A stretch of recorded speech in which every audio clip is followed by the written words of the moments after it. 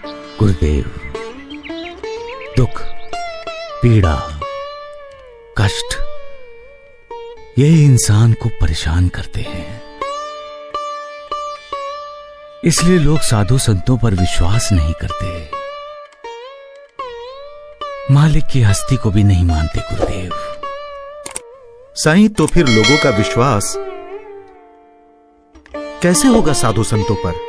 साधु संतों का चरित्र देखकर उनकी कथनी और करनी में कोई अंतर तो नहीं, ये जानकर इतना काफी है?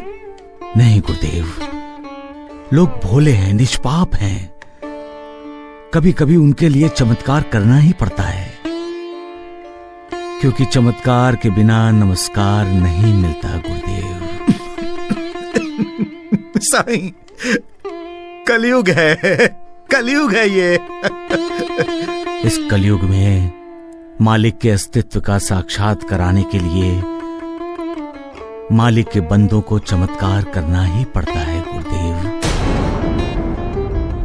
गरीबी, बीमारी, बुरे हालात में पिसे जाने वाले लोग प्यार के 2 शब्दों के लिए भूखे हैं। कोई हमारे साथ मुस्कुराते हुए बात करता है तो हमें अच्छा लगता है, तो हम क्यों दूसरों के साथ मुस्कुराते हुए बातें नहीं करते गुरुदेव? साईं, क्या सिर्फ बातों से ही काम हो जाता है?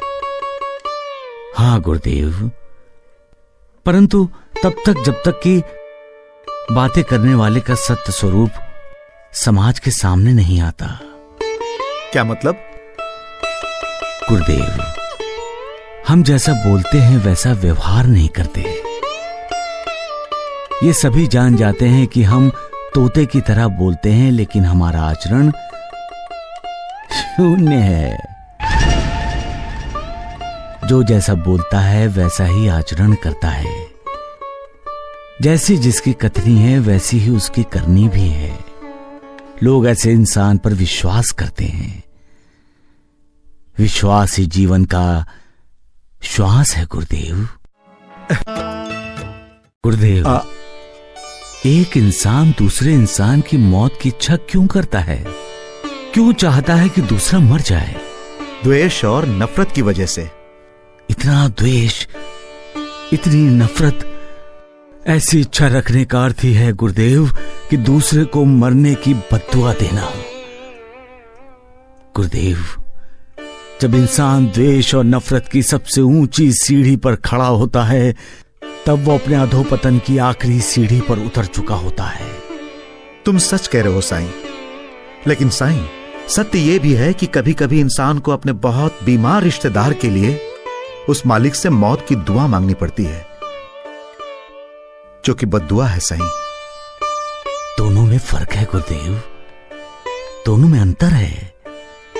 अपने बीमार रिश्तेदार के लिए जब कोई इंसान मालिक से मौत की कामना करता है तो उसके पीछे दर्द होता है, वेदना होती है, तड़प होती है, क्योंकि हर पल हर वक्त जो अपने बीमार रिश्तेदार को उस दर्द, उस वेदना के बीच मरते हुए देखता है, वो चाहता है कि उसके बीमार रिश्तेदार को दर्द वेदना से मुक्ति मिले।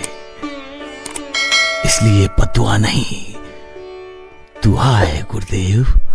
लेकिन जब इंसान द्वेष, नफरत के अधीन होकर किसी की मौत की इच्छा करता है तो वो बद्दुआ होती है, और ऐसा इंसान मालिक की नजरों में गिर जाता है। उस मालिक ने ही इंसान को बनाया है। हाँ गुरुदेव, मालिक ही इंसान को बनाता है, और अब दूसरों की मौत की इच्छा करने वाले इंसान को देखकर खुद हैरान भी हो रहा होगा, सोच रहा होगा, क्या मैंने ही इस इंसान को बनाया है? विकारों के अधीन रहने वाले इंसान को निर्विकार मालिक भी समझ नहीं पाता होगा। तो हम क्या समझेंगे साईं? ऐसा क्यों सोचता है इंसान गुरुदेव?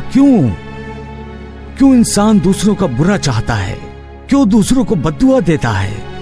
किसी को ताड़ने में मन को जो शांति मिलती है, क्या वो किसी को मारने में मिलेगी गुरुदेव?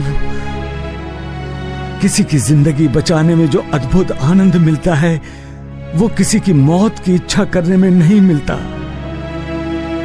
ये बात कब समझेगा इंसान गुरुदेव, कब? जब कोई दूसरा उसकी मौत की कामना करेगा तब। गुरुदेव, मालिक का बनाया हुआ ये इंसान समझ से परे है।